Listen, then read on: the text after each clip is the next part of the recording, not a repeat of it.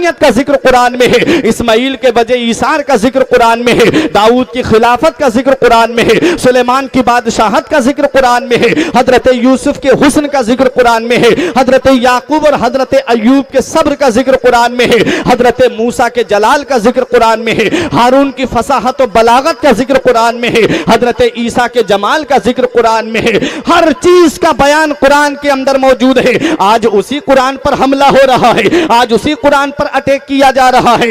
याद रखो प्यारे मुसलमानों, अभी कुछ दिन पहले आपने खबर पढ़ी होगी कि कुरान करीम से 26 आयतें निकालने की मांग की गई थी, वसीम राफजी ने की थी। उसने कहा कि कुरान की ये 26 आयतें आतंकवाद का पैगाम देती है, ये 26 आयतें इंसान को आतंकवादी बनाती है। अरे इससे पहले भी कुरान के अंदर रद्दो बदल करने की कोशिश की गई, लेकिन कसम खुदा की प्यारे मुसलमानों, कुरान के अंदर चेंजिंग करने वालों का नामो निशान मिट गया, उनकी औलाद का नामो निशान मिट गया, लेकिन कुरान का एक ज़ेरो ज़बर भी नहीं बदल पाए। है कौले मोहम्मद कौले खुदा, फरमान ना बदला जाएगा।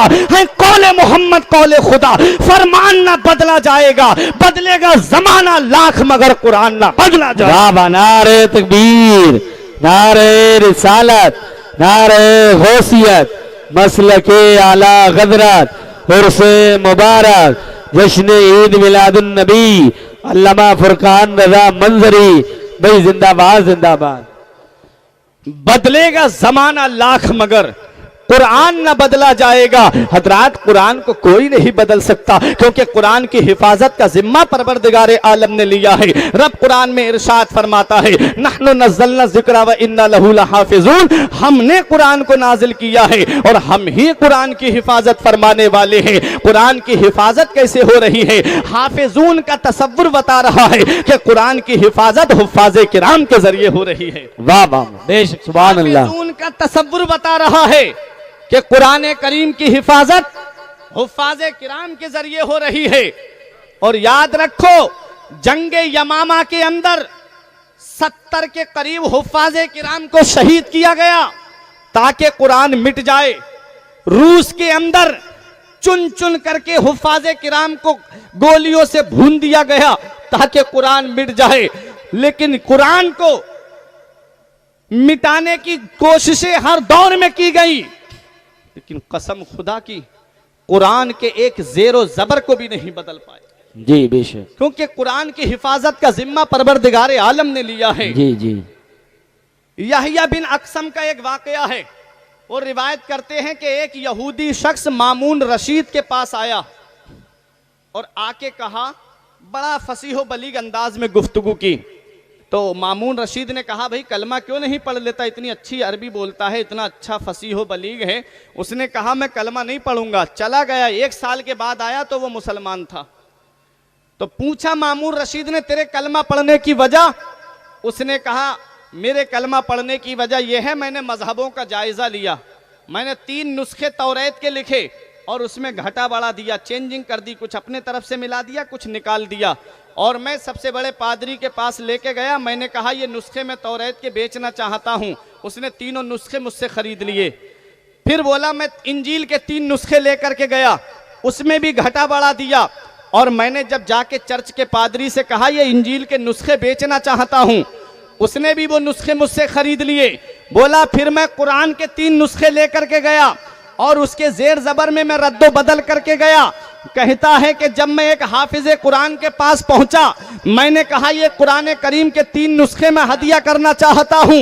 हाफिज़े कुरान ने कुरान खोल करके देखा और देख करके फौरन उसको वापस कर दिया। कहा मैं ये तुझसे नहीं लूंगा। उसने कहा क्यों नहीं लोगे, क्या ये कुरान नहीं है? कहा हाँ ये कुरान है, लेकिन इसके जेर जबर में रद्दो बदल कर दिया गया है। बोला तुम्हें कैसे पता? तो उस हाफिज़े कुरान ने कहा जैसा कुरान मदीने वाले मुस्तफा पे नाजिल हुआ था, वैसा कुरान में तुझको जुबानी सुना सकता। हाँ बाबा भाई, जिंदाबाद जिंदाबाद, सुभान अल्लाह सुभान अल्लाह। वाह, ये हुफ़ाज़े किराम तुम्हारी निगाहों के सामने है। आज जिन हाफिजों को तुम हिकारत की नजर से देखते हो, आज जिन आलिमों को तुम तौहीन की नजर से देखते हो, मैंने देखा है दुनिया का जायजा लेकर के कि मेरा एक हाफिज और मेरा एक आलिम भाई खड़ा रहता है, लेकिन गुजरने वाला भाई उस हाफिज को सलाम नहीं करता, उस आलिम को सलाम नहीं करता। उसी के बराबर में एक वो शख्स है जिसकी दाढ़ी नहीं है, जो 5 टाइम की नमाज छोड़ देता है, उसको उसका नाम लेके सलाम करता है।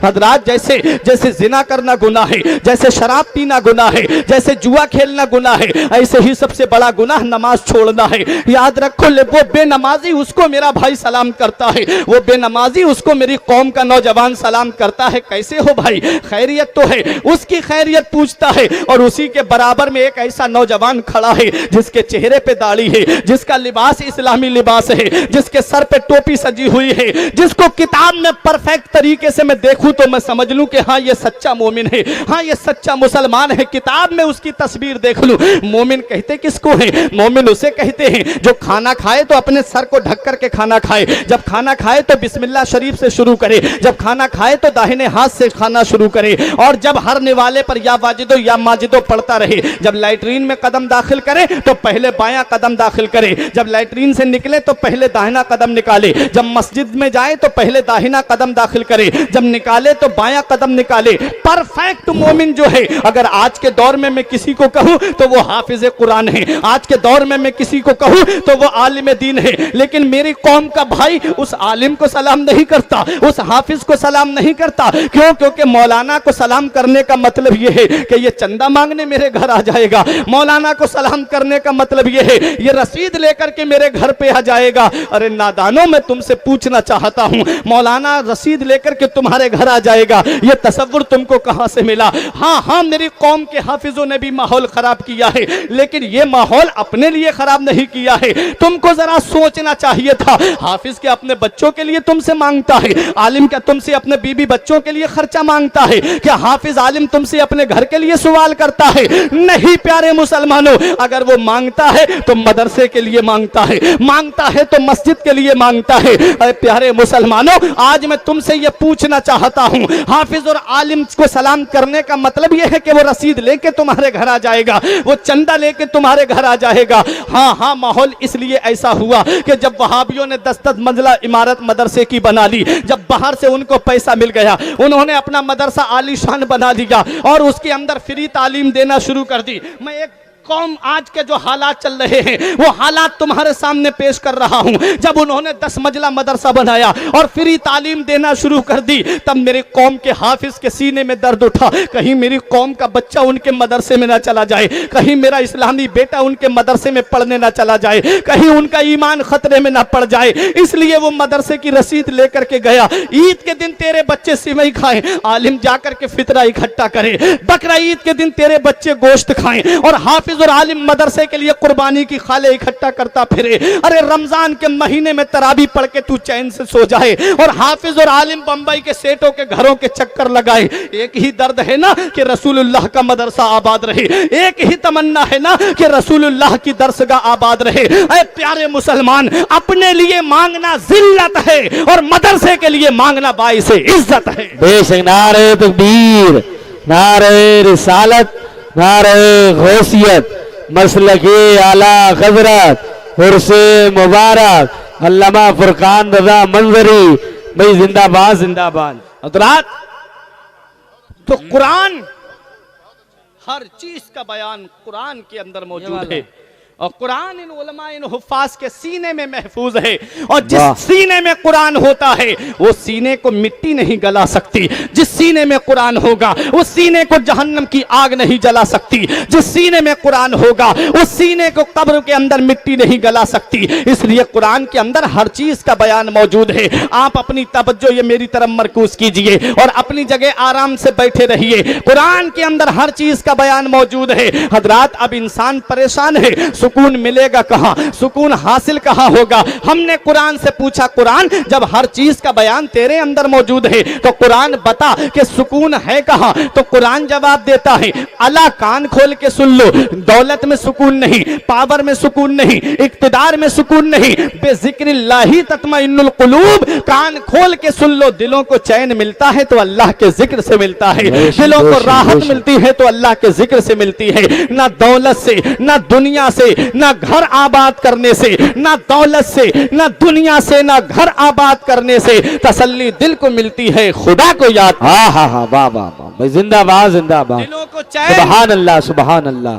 दिलों को आराम अल्लाह के जिक्र से मिलता है। लेकिन मिलता क्यों है?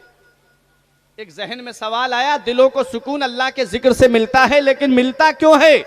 तो सुनो, इंसान को अल्लाह ने दो चीजों से मुरक्कब किया, एक है जिस्म, एक है रूह। उर्से पाक की महफिल है, मैं बड़ी तेजी के साथ अपने मौजू की तरफ आ रहा हूं। जिस्म को अल्लाह ने चार चीजों से पैदा किया, आग, पानी, मिट्टी, हवा। यही वजह है कि जब इंसान बीमार पड़ता है तो उसका इलाज इन्हीं चार चीजों से होता है।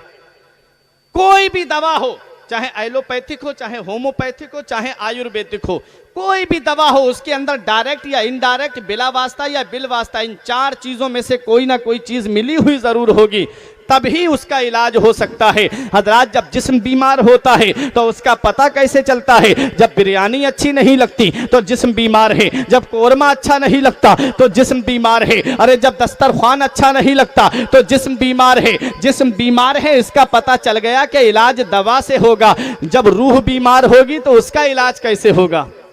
अब आप सोचते होंगे, एक मौलाना सिंगल बॉडी का पतला दुबला आकर के एक जिस्म के अंदर दो चीजें बीमार दिखा रहा है, जिस्म अलग बीमार हो रहा है, रूह अलग बीमार हो रही है। हाँ, मैं कुरान से साबित कर सकता हूं कि जिस्म अलग बीमार होता है, रूह अलग बीमार होती है। अरे जिस्म बीमार होता है, उसका पता ऐसे चलता है कि जब दस्तरख्वान अच्छा नहीं लगता तो जिस्म बीमार है, जब बिरयानी अच्छी नहीं लगती तो जिस्म बीमार है। रूह बीमार होगी तो उसका पता कैसे चलेगा? जब नमाजों में दिल नहीं लगता तो रूह बीमार है, जब रोजे रखना अच्छा नहीं लगता तो रूह बीमार है, जब मालिक निसाब होने के बावजूद ज़कात देना अच्छा नहीं लगता तो रूह बीमार है, जब साहिबे इस्तिताअत होने के बावजूद हज को जाना अच्छा नहीं लगता तो रूह बीमार है, जब झूठ बोलना अच्छा लगे तो रूह बीमार है, जब चुगली करना अच्छी लगे तो रूह बीमार है, जब एक दूसरे के पैसे को हड़प करना अच्छा लगे तो रूह बीमार है, जब एक दूसरे की जमीन पर नाजायज कब्जा करना अच्छा लगे तो रूह बीमार है, जब एक दूसरे को गलत मुकदमों में फंसाना अच्छा लगे तो रूह बीमार है, जब मस्जिदों में दिल ना लगे तो रूह बीमार है, जब इमामों की तौहीन अच्छी लगे तो रूह बीमार है, जब हाफिजों की इहानत अच्छी लगे तो रूह बीमार है, जब आलिमों की तहकीर अच्छी लगे तो रूह बीमार है।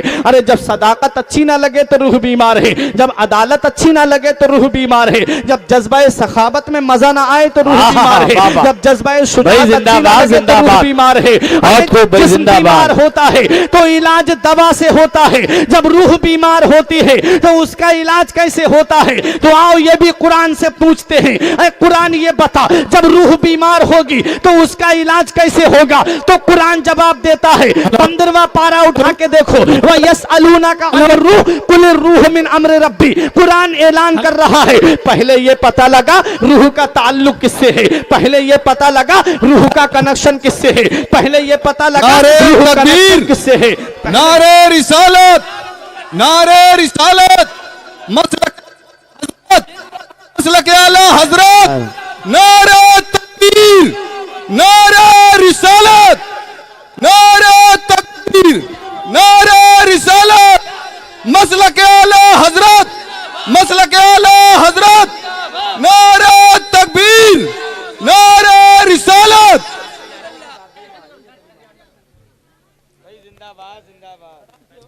नारे तकबीर, नारे रिसालत। खतीब हिंदुस्तान मुफ्ती अमानुल हक साहब के बिला दिगलवी, शहंशाह तरन्नुम भाई गुलफाम गस्सानी, नारे तकबीर भाई, जिंदाबाद जिंदाबाद।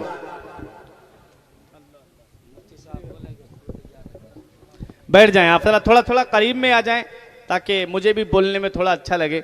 मिल करके बैठ जाएं। मेरे भाई जो कुर्सी पे बैठे हैं, मैं गुजारिश करूंगा कि आप इधर बैठ जाएं, करीब में आकर के। कुछ मेरे भाइयों ने इधर माहौल बना लिया है, सब लोग मिलकर के बैठ जाएं।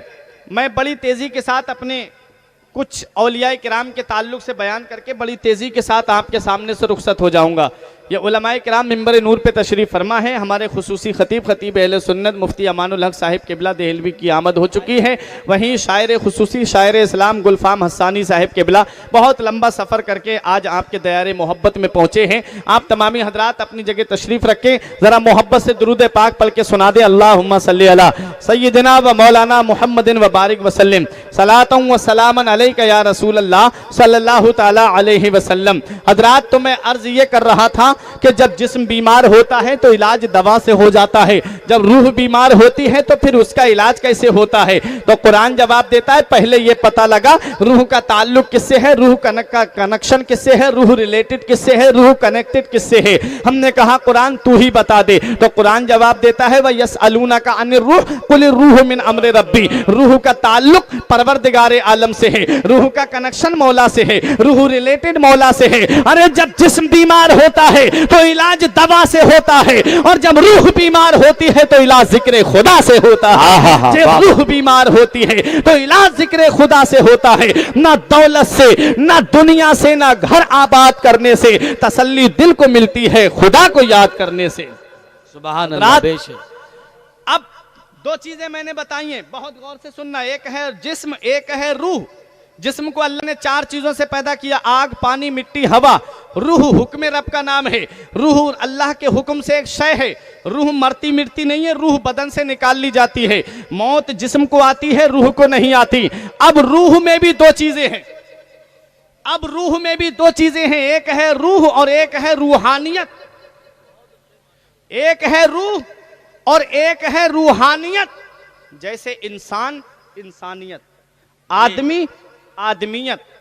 अब मिसाल से समझा दूं कि जैसे मुझे सख्त प्यास लगी है, शिद्दत की प्यास है, मेरे सामने पानी रखा है, एक भाई और आ गया, मुझसे बोला भाई मुझे प्यास लगी है, मैं अपना पानी उठा के उसको दे दूं, खुद ना पीऊं। ये इंसान नहीं बल्कि इंसानियत पिला रही है। ये आदमी नहीं बल्कि आदमियत पिला रही है। रूह एक महदूद दायरे में काम करती है। रूह का एक महदूद दायरा होता है। मैं यहां से 1 मीटर, 1 किलोमीटर का देख सकता हूं या 2 किलोमीटर का देख सकता हूं। मेरी आंखों का एक दायरा है, मैं 1 मील या 2 मील तक देख सकता हूं। मेरे कानों की समात का एक दायरा है, मैं यहां से 1 किलोमीटर की आवाज सुन सकता हूं या 400-500 मीटर की आवाज सुन सकता हूं। मैं यहां से अपने आगे हाथ बढ़ा करके 1 मीटर तक कुछ पकड़ सकता हूं। मेरे अंदर रूह है ना, तो मेरा एक दायरा है, मैं अपना पैर बढ़ा के 1 मीटर या 2 मीटर तक रख सकता हूं। क्या ऐसा हो सकता है कि मैं यहां से कदम बढ़ाऊं और बरेली की गलियों में अपना कदम रख दूं? ऐसा हो सकता है? नहीं हो सकता। क्या ऐसा हो सकता है कोई मुझे गाजी पाक के आस्ताने से आवाज दे और मैं यहां पर सुन लूं? ऐसा हो सकता है? नहीं हो सकता। क्या ऐसा हो सकता है कि मैं अपना हाथ बढ़ाऊं और यहां पर हूं मैं, और अपना हाथ बढ़ा करके मैं बलरामपुर से किसी चीज को उठा लूं? ऐसा भी नहीं हो सकता, क्योंकि रूह का एक महदूद दायरा होता है। रूह एक महदूद दायरे में काम करती है। लेकिन इस जमीन के ऊपर कुछ अल्लाह के बंदे ऐसे भी हैं कि वो होते मां के शिकम में हैं और लोहे महफूज पर चलने वाले कलम की आवाज को सुन लिया करते हैं। कुछ अल्लाह के नेक बंदे ऐसे भी हैं इस दुनिया के अंदर जिसे अल्लाह ने रूहानियत दे करके भेजा है। आप जायजा लेकर के देखिए, अगर बाप मर जाए बेटा भुला देता है। दुनिया में आने वाले तो बहुत हैं। किसी के गम में इंसान आंसू बहाता है, कोई 3 दिन तक आंसू बहाता है, कोई 4 दिन तक किसी के लिए रोता है, कोई ये 40 दिन तक रोता है, कोई बरसी में आंसू बहाता है, कोई ईद के मौके पर अपने अजीज को याद करता है। दुनिया से जाने वाले बहुत हैं। बाप मर जाए बेटा भुला देता है, बीबी मर जाए शौहर भुला देता है, शौहर मर जाए बीबी भुला देती है, भाई मर जाए बहन भुला देती है, बहन मर जाए भाई भुला देता है, बेटा मर जाए बाप भुला देता है, बेटी मर जाए मां भुला देती है, दोस्त मर जाए दोस्त भुला देता है, पड़ोसी मर जाए पड़ोसी भुला देता है। लेकिन इस दुनिया के अंदर कुछ शख्सियतें ऐसी भी हैं कि जब वो इस दुनिया से गई है तो उन्हें कई साल गुजर गए, लेकिन आज तक उन्हें कोई नहीं भुला पाया।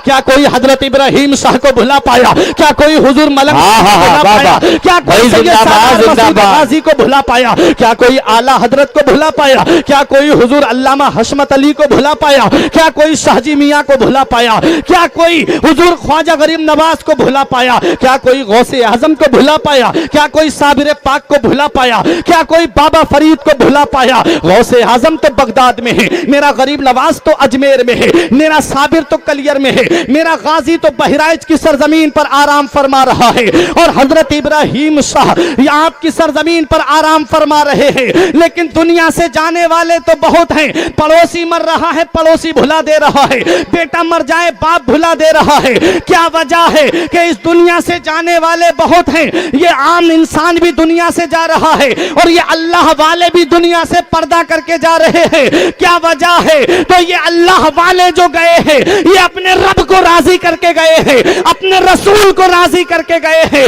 और जिसका अल्लाह और उसका रसूल हो जाता है फिर उसका नाम मिटता नहीं है, बल्कि उनका नाम हमेशा जिंदा रहता है। जिंदाबाद। नारे तकबीर, नारे रिसालत, नारे गौसियत, ख्वाजा का हिंदुस्तान, मसलके आला गदरत, अल्लामा फुरकान रजा मंजरी, उर्से मुबारक भाई, जिंदाबाद जिंदाबाद। वली इस दारे फानी में हमेशा जिंदा रहते हैं, वली इस दारे फानी में हमेशा जिंदा रहते हैं। जमी पे चांद तारों की तरह ताबिंदा रहते हैं, जमी पे चांद तारों की तरह ताबिंदा रहते हैं। अल्लाह अल्लाह, ये अल्लाह वाले हैं कि जो अल्लाह से मिला देते हैं। बंदा बनना है जो उनका तो गदा बन इनका, जो फकीरों को शहंशाह बना देते हैं। दर्द आलाम के मारे हुए क्या देते हैं, हम तो बस उनकी निगाहों को दुआ देते हैं। तो रूहानियत किसे कहते हैं? रूहानियत का मकाम जिसे हासिल होता है, उनकी शान क्या होती है? आओ दूर नहीं, बल्कि तुमको मैं गाजी पाक के यहां लेके चलता हूं। जानते हैं सैयद सालार मसूद गाजी को? अरे जरा मोहब्बत से बोलिए सुभान अल्लाह। सुभान अल्लाह। अपनी किस्मत पे नाज करो, ऐसी शख्सियत के कुर्ब में रहते हो। कौन गाजी पाक है?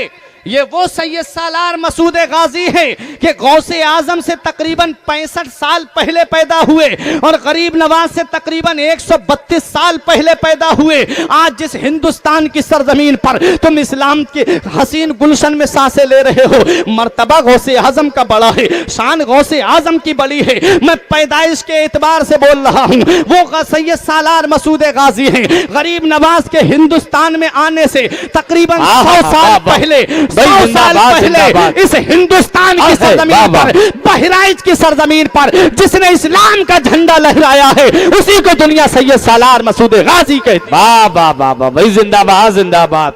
सुभान अल्लाह, सुभान अल्लाह। थोड़ी गूंज कम करा दो इसकी। वो मसूद गाजी अगर तारीख उठा करके देखें तो बड़े बड़े औलिया किराम जिनके दरबार में घुटने के बल चले, जिस दयार में पंजों के बल और एड़ी के बल चलते हुए नजर आए, उस शख्सियत को सैयद सालार मसूद गाजी कहते हैं। तुमने उनकी तारीख को फरामोश कर दिया। हिस्ट्री उठा करके देखो, हिंदुस्तान में इस्लाम लाने वाली शख्सियतें बहुत हैं। इस्लाम तो हजरत उमर फारूक आजम के दौर में जब बहरैन को फतह किया था, तो हजरत हकम बिन आस कालीकट केरला के इलाके में इस्लाम का झंडा लहरा गए थे। तकरीबन 15-16 लोग आए थे कपड़े की तिजारत करने। उसके बाद तारीख उठाएं, करबला शरीफ के वाक़े के 22 साल के बाद एक काफिला आ रहा था सिंध के साहिल पर, और उसके अंदर अरब की एक लड़की थी, जिस लड़की को कैद कर लिया गया राजा दाहिर के कैद खाने में। उस लड़की ने अपने खून से चमड़े पे एक खत लिखा। उस वक्त के हाकिम हज्जाज इब्ने यूसुफ के नाम, हज्जाज इब्ने यूसुफ ने जब खत पढ़ा, उसकी आंखों में आंसू आ गए। उनका जवान भतीजा निगाहों के सामने खड़ा है। तारीख में नाम मोहम्मद बिन कासिम मिलता है। अजीम फातेह को मोहम्मद बिन कासिम कहा जाता है। चाचा रोते नहीं देखा आज तक, आज आंखों में आंसू कैसे? बोला भतीजे मेरे पास ये खत आया है, एक हमारी कौम की लड़की को सिंध के साहिल पर कैद कर लिया गया है। बेटा मेरे पास फौज नहीं कि मैं उसकी आबरू बचाने के लिए जाऊं। भतीजे ने कहा चचा खत पढ़ने की इजाजत दे दो। जब खत को पढ़ा तो आंखों में आंसू आ गए। बोले चचा तुम जाते हो इसकी आबरू बचाने या तुम अपनी इजाजत दो, तुम्हारा ये जवान भतीजा जाएगा इसकी आबरू बचाने। चचा ने कहा बेटा फौज मेरे पास नहीं है, फौज तो दूसरी तरफ जंग करने गई है, बेटा मैं कैसे जाऊं। कहा जुमे का वक्त का टाइम दे दीजिए। जब जुमे की नमाज का वक्त आया तो खड़े हो गए मोहम्मद बिन कासिम। भाइयों जरूरी बात करनी है, कोई जाए नहीं। हजरात जो जहां बैठा था वहीं बैठा रहा। आज मेरी कौम का आलिम कह दे जुमे के दिन, आज मेरी कौम का हाफिज कह दे भाइयों कहीं जाना नहीं, जरूरी बात करनी है, तो सबसे पहले वो उठ के जाता है जिसके पास में सबसे ज्यादा पैसा होता है। कहीं मौलाना मदरसा और मस्जिद के लिए चंदा ना मांग ले हजरात, लेकिन वो लोग मुसलमान थे जो जहां था वहीं बैठा रहा।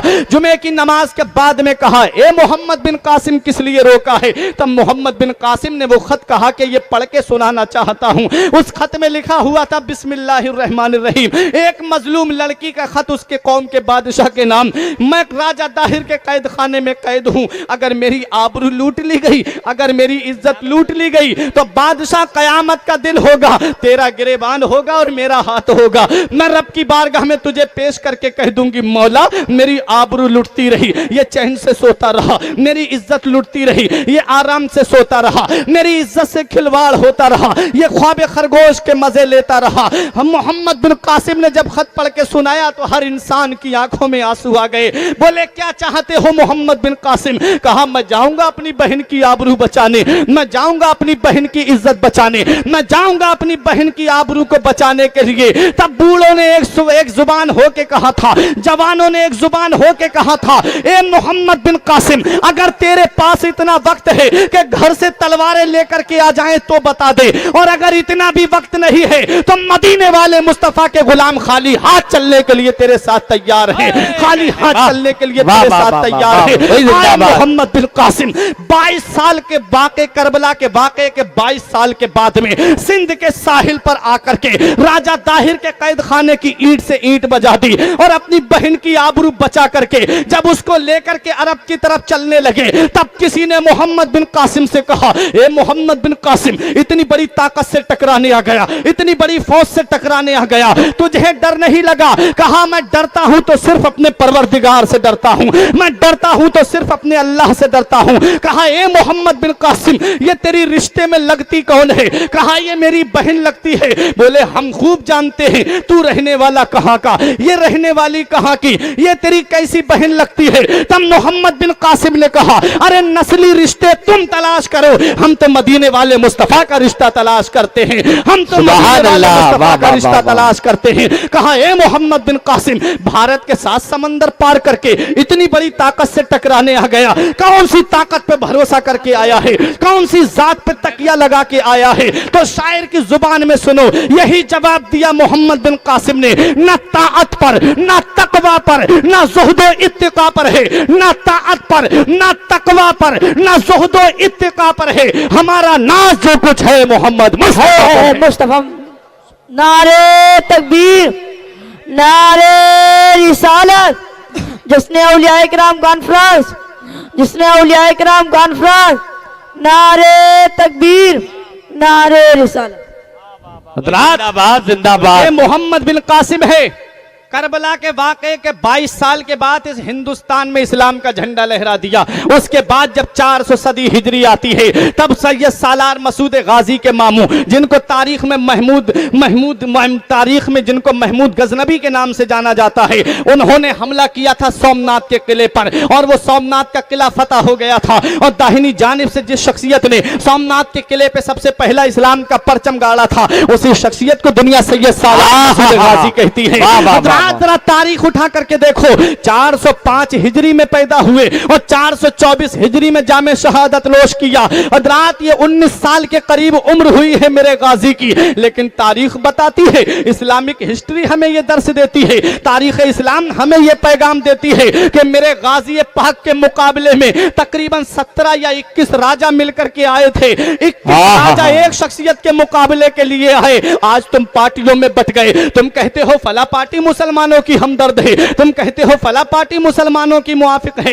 लेकिन तुम नहीं जानते नबी का फरमान क्या है। नबी फरमाते हैं अल कुफ्र मिल्लतुन वाहिदा, काफिर एक ही मिल्लत है, तुमको बांटने के लिए ये गेम खेला जा रहा है। आज देखो तो भाई भाई में इख्तिलाफ है, आज देखो पड़ोसी पड़ोसी में इख्तिलाफ है, बेटा किसी पार्टी का सपोर्टर है, बाप किसी पार्टी का सपोर्टर है। ऐ प्यारे मुसलमानों, तुम एक मजहब इस्लाम के मानने वाले हो, तुम मजहब इस्लाम के दामन से वाबस्ता हो। तुम वो देखो जो तुम्हारे रब का फरमान है, तुम वो देखो जो तुम्हारे रसूल ने तुम्हें हुक्म दिया है। आओ देखो सैयद सालार मसूद गाजी के मुकाबले के लिए 21 राजा मिलकर के आए और सबने एक तरफा मेरे गाजी पाक पर हमला कर दिया। और गाजी पाक ने जब बहराइच की सरजमीन पे जामे शहादत नोश किया, मेरे गाजी पाक को धोखे से शहीद किया गया। जमीन के अंदर कीले गाड़ दी गई और ऊपर से रेत डाल दी गई। मेरे गाजी का लश्कर फतह करता हुआ जा रहा था, वो जालिम पीछे हटते जा रहे थे। जब उस मैदान में पहुंचे जहां जमीन में कीले गड़ी हुई थी, जब घोड़ों की टापें जख्मी हुई तो मेरे गाजी पाक का लश्कर एक घोड़ों की टापों के नीचे आने लगा।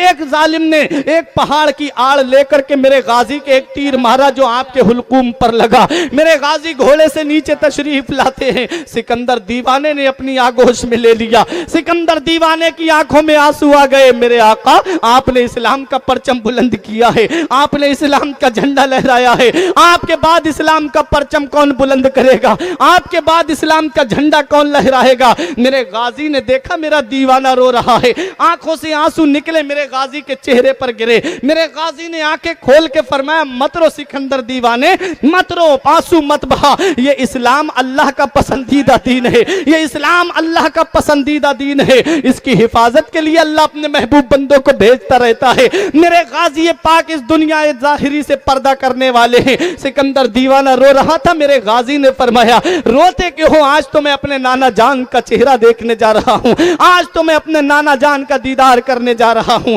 अल्लाह अकबर, कब्र में सरकार आए तो मैं उन कदमों पे गिरूं, कब्र में सरकार आए तो मैं कदमों पे गिरूं, घर फरिश्ते मुझे उठाएं तो मैं उनसे यूं कहूं, अब तो पाए नाज से मैं आए फरिश्तों क्यों उठूं, मर के आया हूं यहाँ इस दिलरुबा के वास्ते, ऐ फरिश्तों अब मुझे क्यों उठाते हो, मैं अपनी जान दे के आया हूं तो मदीने वाले मुस्तफा के दीदार के लिए आया हूं। हजरात, मेरे गाजी फरमाते हैं, मत रो मेरे दीवाने, इस्लाम अल्लाह का पसंदीदा दीन है, इसकी हिफाजत के लिए अल्लाह अपने महबूब बंदों को भेजता रहता है। मेरे गाजी की शहादत के बाद में एक मजलिस मस्तो तरफ रखी गई जिसमें राजाओं ने जाम से जाम टकरा करके मुबारकबाद दी। मुबारक हो, इस्लाम का परचम उखाड़ दिया हिंदुस्तान से, मुबारक हो, अब इस्लाम का मानने वाला कोई हिंदुस्तान में नहीं है। उन्हें क्या पता कि फानूस बन के जिसकी हिफाजत हवा करे, फानूस बन के जिसकी हिफाजत हवा करे, वो शम्मा क्या बुझे जिसे रोशन खुदा करे, वो शम्मा क्या बुझे जिसे रोशन खुदा करे।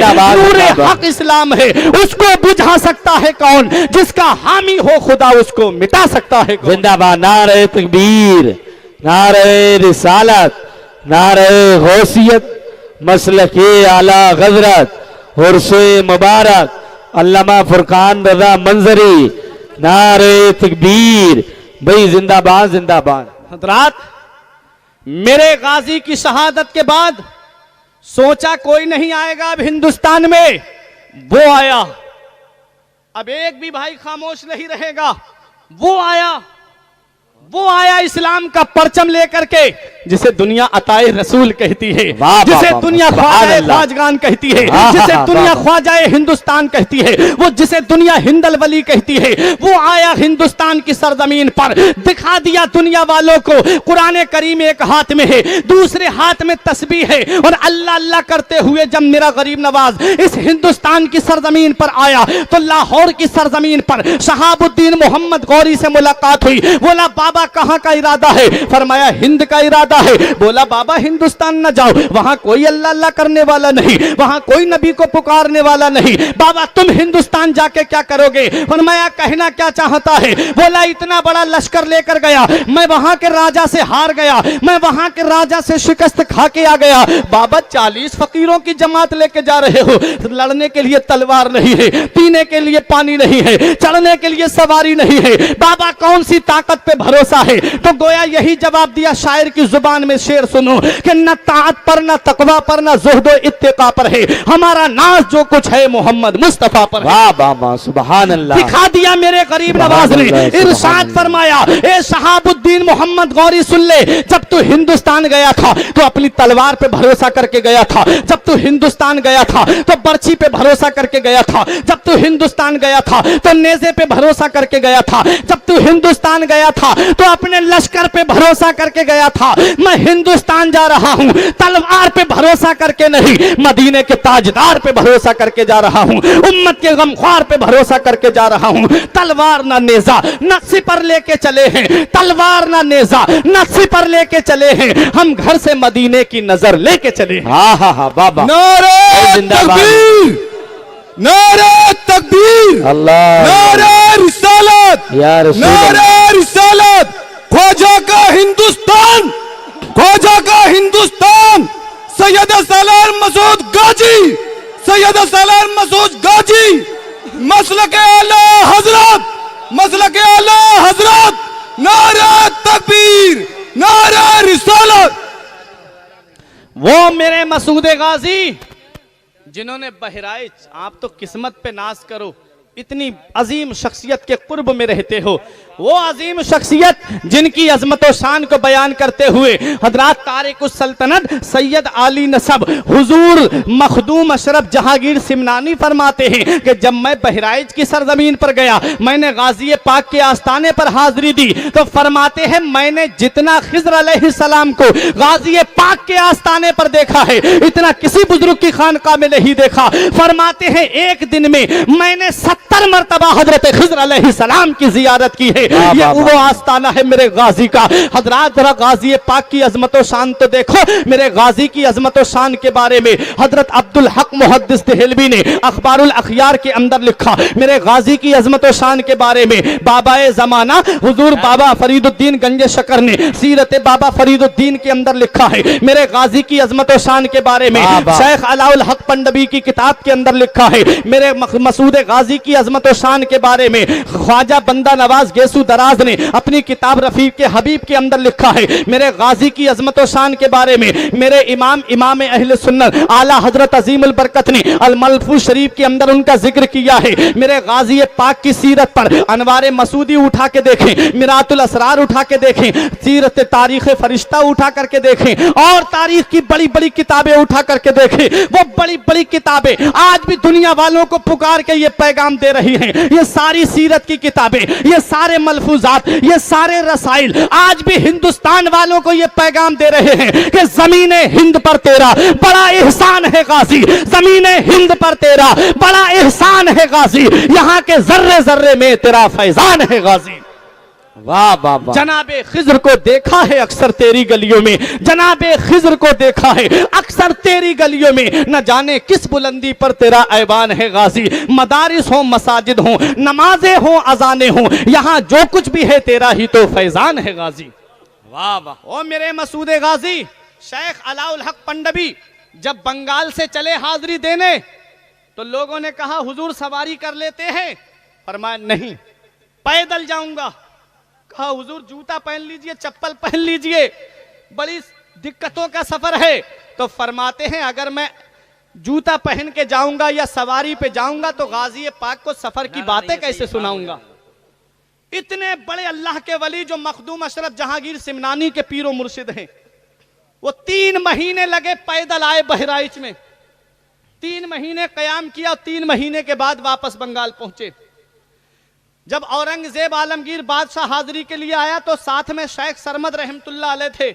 जैसे ही बहराइच में दाखिल हुए शेख सरमद एकदम ऊंट से नीचे कूद पड़े, ऊंट से नीचे कूदे। औरंगजेब आलमगीर बादशाह ने कहा अरे हुजूर आप नीचे क्यों उतर गए। कहा बादशाह जो मैं देख रहा हूं वो तू नहीं देख रहा है। कहा क्या नजर आ रहा है।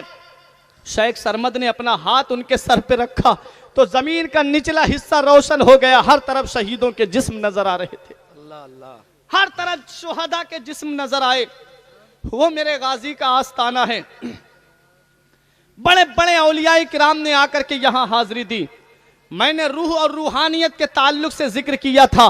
मेरे गाजी की रूहानियत आज भी बाकी है, मेरे गाजी का फैजान आज भी जारी और सारी है। आप तारीख उठा के देख लो, ये उलमाए किराम मेरे सर का ताज बैठे हुए हैं, ये मेरे बुजुर्ग यहाँ पर बैठे हुए हैं। आप इनसे पूछ लीजिए, जब दो पहलवान अखाड़े में लड़ते हैं तो बहादुर कौन होता है? जो अखाड़ा छोड़ के भाग जाता है वो बहादुर होता है, या जो अखाड़े में खड़ा रहता है वो बहादुर होता है? तो आप एक जुबान होके कहोगे जो अखाड़े में खड़ा रहे वो पहलवान बहादुर होता है। आप बहराइच की सरजमीन पर जाकर के देखो, 21 राजा मिलकर के मेरे गाजी के मुकाबले के लिए आए, मेरे गाजी को बहराइच में शहीद किया गया।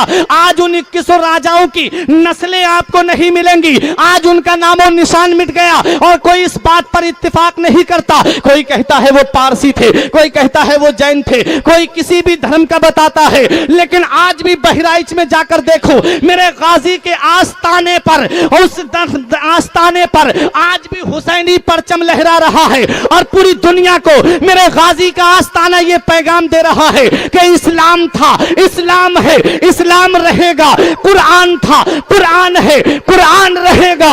इस्लाम की गर्दन पे हुसैन इब्ने अली का एहसान था, एहसान है, एहसान रहेगा। जिंदाबाद। नारे तकबीर, नारे रिसालत, नारे गौसियत, मसलके आला गजरत, उर्से मुबारक, जश्न ईद मिलादुन नबी, अल्लामा फुरकान रजा मंजरी, नारे तकबीर।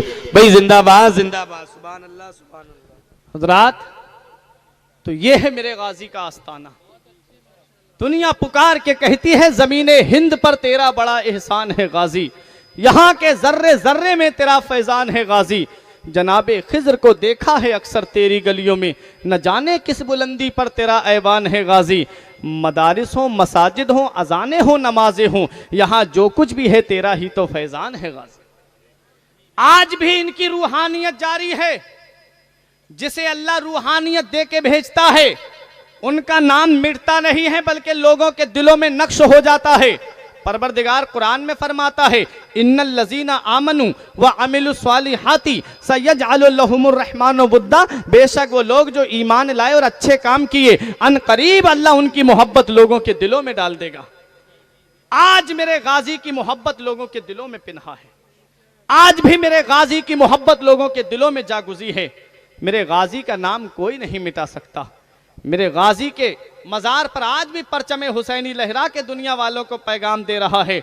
और आज जाके देखें, सबसे ज़्यादा फ़ायदा वो उठा रहे हैं कि जो मेरे गाजी पाक के मुकाबले के लिए आए थे, सबसे ज़्यादा उनको फ़ायदा हो रहा है। मैंने वहाँ शिफा पाने वालों की जब तादाद देखी थी, हिस्ट्री पढ़ करके देखी थी, तो मैंने देखा कि सबसे ज़्यादा वहाँ अंधे, कोड़ी और मादरजात, अंधों, सफ़ेद दाग की बीमारी वालों को जो शिफा मिली है, वो उसमें मुसलमान कम थे बल्कि गैर मुस्लिम ज़्यादा थे। चेहरा देख के नहीं देते मेरे गाजी।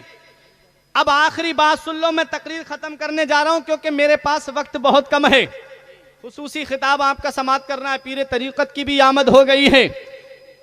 ये शाबान का महीना है, बात रूहानियत की चल रही है।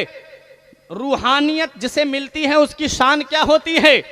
समंदरी जहाज, कश्ती का सफर हो रहा था हजरात, कश्ती के अंदर कई ताजिर बैठे हुए थे। किसी की कोई चीज चुर गई या गायब हो गई तो उन्होंने इल्जाम लगाया एक शख्सियत के ऊपर।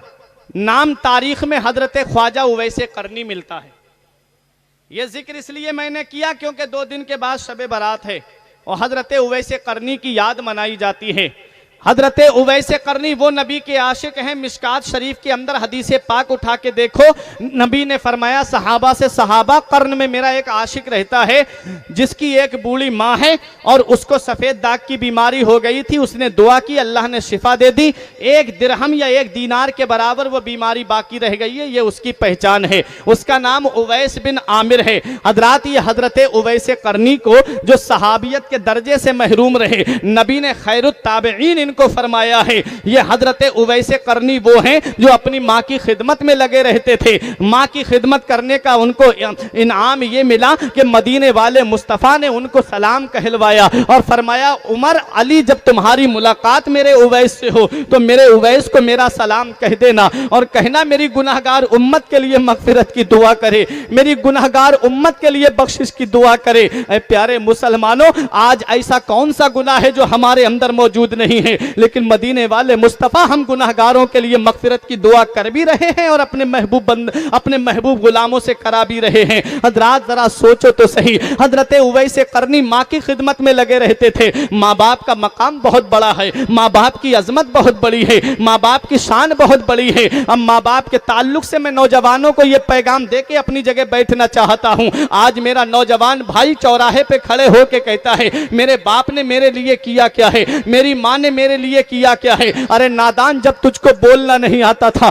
तब तेरे बाप ने तुझे बोलना सिखाया, जब तुझे चलना नहीं आता था तेरी माँ ने तुझे उंगली पकड़ के चलना सिखाया, जब तुझे खाना नहीं आता था तेरी माँ ने छोटे छोटे निवाले तेरे मुंह में रख के तुझे खाना सिखाया। आज थोड़े से पैसे कमाने लगे, आज थोड़ी सी दौलत तुम्हारे पास आ गई, तुमने बूढ़े माँ बाप का बिस्तर घर से बाहर कर दिया, तुमने अपने माँ बाप को टीनों में रहने पे मजबूर कर दिया। कौन सा मुंह लेके जाओगे महबूबे दावर के सामने, कौन सा चेहरा लेके जाओगे शाफे महशर के सामने। मेरे रब ने तुमसे कयामत में पूछ लिया, ऐ मेरे बंदो जरा ये बताओ, मैंने माँ बाप की दौलत तुमको बुढ़ापे में दी थी, तुमने अपने माँ बाप के साथ क्या सुलूक किया?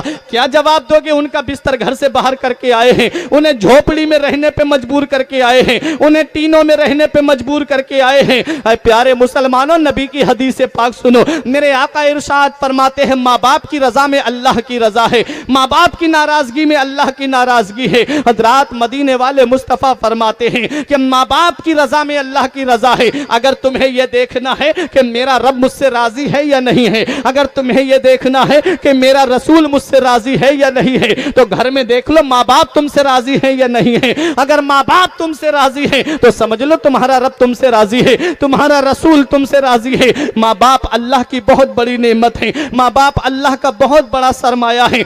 इनकी कीमत का पता तब चलता है जब ये साए हमारे सर से उठा लिए जाते हैं, इनकी कदर मंजिलत का अंदाजा तब हमें होता है जब ये साए हमारे घर में नहीं होते। आज जिस बूढ़े की चारपाई तुमको अच्छी नहीं लगती, आज जिस बूढ़ी माँ की खांसी तुमको अच्छी नहीं लगती, अरे जिस दिन ये साए तुम्हारे घर से उड़ जाएंगे उस दिन चराग लेके भी ढूंढोगे तो बाप जैसी दौलत तुमको नहीं मिलेगी, उस दिन चराग लेके भी ढूंढोगे तो माँ जैसी प्यार करने वाली औरत तुमको नहीं मिलेगी। माँ बाप अल्लाह की बहुत बड़ी नेमत है। हमने उनको देखा है कि जब माँ बाप के पास में दौलत होती है तो अगर 3 बेटे हैं तो तीनों के लिए अलग अलग मकान बना के देते हैं। ये मकान मेरे बड़े बेटे का है, ये रूम मेरे मजले बेटे का है, ये रूम मेरे छोटे बेटे का है। माँ बाप अपने लिए कुछ नहीं बनाते क्योंकि जानते हैं कि मेरी औलाद बुढ़ापे में मेरा सहारा बनेगी, जानते हैं माँ बाप मेरी औलाद बुढ़ापे में मेरी खिदमत करेगी। लेकिन क्या होता है जब बुढ़ापे की दहलीज पे माँ बाप पहुंचते हैं तो वही औलाद माँ बाप का बिस्तर घर से बाहर कर देती है, माँ बाप को टीनों में रहने पे मजबूर कर देती है। ये एयर कंडीशन रूम में रहता है, इसके कमरे में कूलर भी चल रहा है, इसके कमरे में एसी भी चल रही है, इसके कमरे में हवा का बेहतरीन इंतजाम है, और बूढ़े बाप हैं पूरी रात झोपड़ी में बैठ के हाथ वाले पंखे से अपनी रात गुजर बसर कर देते हैं।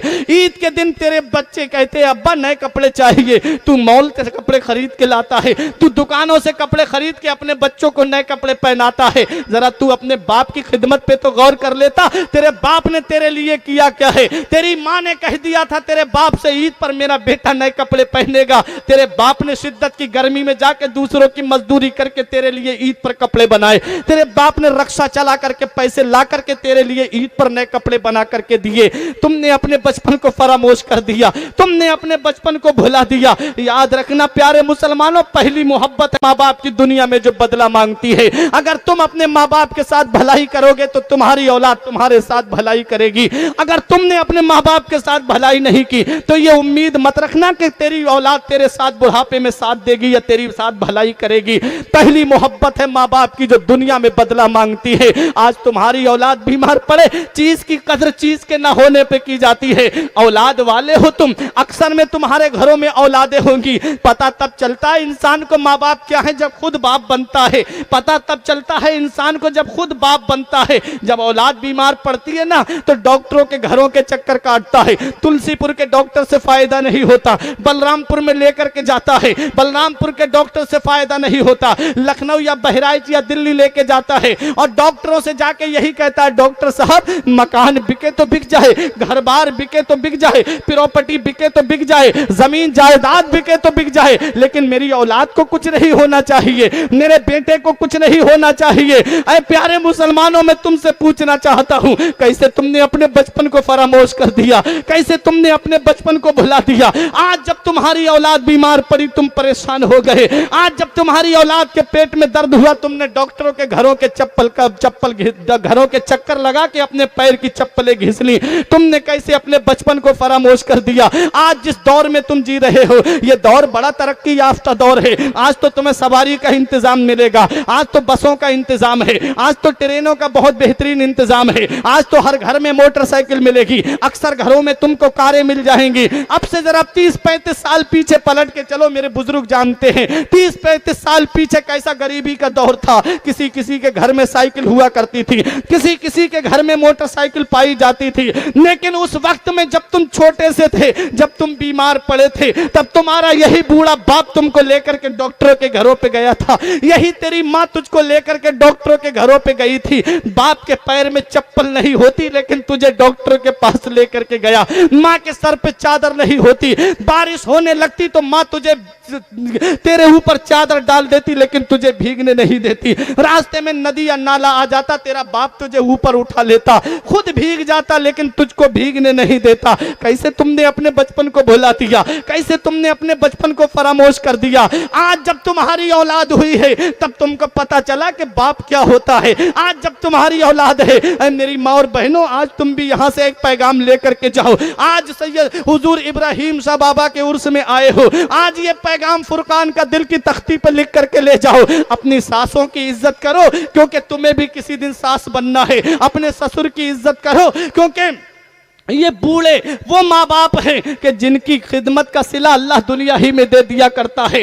रात में आपसे ये पूछना चाहता हूँ, आज जब तुम्हारी औलाद बीमार पड़ती है तुम परेशान हो जाते हो। जब बचपन में तुम बीमार पड़े थे तो यही बूढ़े माँ बाप तुमको लेकर के डॉक्टरों के घरों के चक्कर काट के कहते थे डॉक्टर साहब पैसा नहीं है तो क्या हुआ, मकान बिके तो बिक जाए, घर बार बिके तो बिक जाए, प्रॉपर्टी बिके तो बिक जाए, लेकिन मेरी औलाद को कुछ नहीं होना चाहिए। आज वही बेटा जवान हो गया, 4 पैसे कमाने लगा, माँ बाप का बिस्तर घर से बाहर कर दिया। आज वही औलाद जवान हो गई तो उसने कहा माँ बाप ने हमारे लिए किया क्या है, ये घर मैंने बनाया है, अपने पैसे से बनाया है, ये दौलत जमा की है मैंने अपनी मेहनत से कमा करके जमा की है। तू कहता है मेरा माल है, तू कहता है मेरा मकान है, तू कहता है मेरा घर है, तू कहता है मेरा प्लाट है। अरे नादान, हदीसे पाक क्या कहती है, मदीने वाले मुस्तफा क्या फरमाते हैं। जब एक नौजवान सहाबी ने कहा मेरा बाप मेरा कर्जा नहीं दे रहा है तो नबी ने उन बूढ़े सहाबी को बुला के फरमाया क्यों नहीं अपने बेटे का कर्ज दे रहे हो।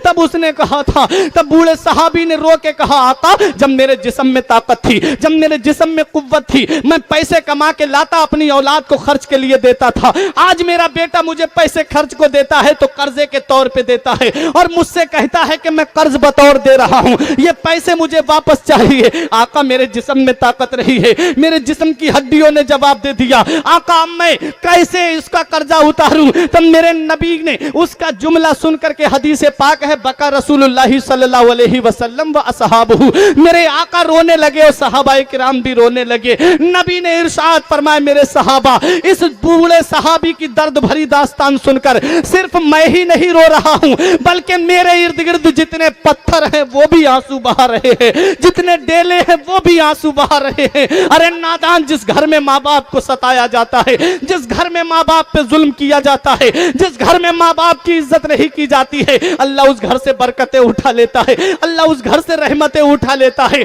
आज अगर तू कहता है मेरा माल है, मेरा माल है, नबी की हदीस क्या कहती है, नबी फरमाते हैं अंता व मालो का ले अभी का, तुझ पर भी तेरे बाप का हक है और तेरे माल पर भी तेरे बाप का हक है। तू कहे मेरा माल है, हदीस पाक कहती है तेरा माल तेरा नहीं है, तेरा मकान तेरा नहीं है, तेरा घर तेरा नहीं है, बल्कि तुझ पर भी तेरे बाप का हक है और तेरे माल पर भी तेरे बाप का हक। तो माँ बाप अल्लाह की बहुत बड़ी नेमत है, माँ बाप अल्लाह की अजीम नेमत है। इनकी कीमत का पता तब चलता है जब ये साए हमारे सर से उठा लिए जाते हैं।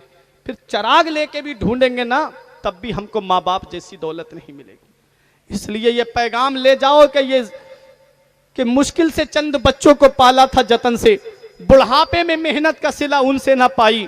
हर चीज तो तकसीम हुई बाप के मरते, एक माँ थी जो हिस्से में किसी के नहीं आई। वक्त ठुकरा देगा एक दिन मेरी सारी ये कुर्बानियां, दामने उम्मीद में फकत नाकामियां रह जाएंगी। शादियों के बाद बेटे तो अलग हो जाएंगे, बाप के हाथों में फकत बैसाखियां रह जाएंगी। किसी को घर मिला हिस्से में या कोई दुकान आई, मैं घर में सबसे छोटा था, मेरे हिस्से में माँ आई। तो शबे बारात आ रही, अल्लाह ताला उनको नहीं बख्शता है जो जिसके ऊपर बंदे का हक आ रहा हो। हुकूकुल इबाद, बंदे का हक जिसके ऊपर आता है अल्लाह उसको नहीं बख्शता है उस रात में, और अल्लाह ताला उसको भी नहीं बख्शता है जिसके माँ बाप उससे नाराज होते हैं। अगर माँ बाप के पैर पकड़ के भी राजी करना पड़े तो राजी कर लेना। अगर माँ बाप नाराज हैं तो शबे बारात में अल्लाह ताला उनको नहीं बख्शेगा जिनके माँ बाप नाराज हैं। माँ बाप को राजी कर लो, शबे बारात आने वाली है।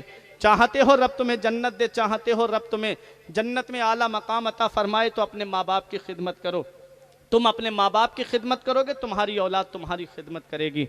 अला बे ज़िक्रिल्लाहि तत्मइन्नुल क़ुलूब, दिलों को चैन अल्लाह के ज़िक्र से मिलता है, दिलों को राहत अल्लाह के ज़िक्र से मिलती है।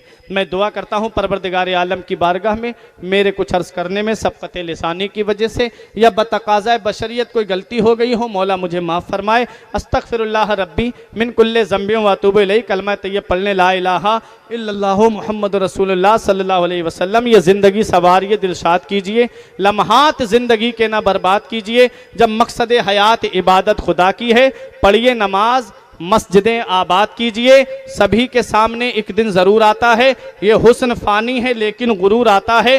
किसी क्रीम से पाउडर से कुछ नहीं होता, किसी क्रीम से पाउडर से कुछ नहीं होता, नमाज पढ़ने से चेहरे पे नूर आता है। रही कली तो फूल खिलेंगे, ज़िंदगी बाकी रही, फिर मिलेंगे। अस्सलाम।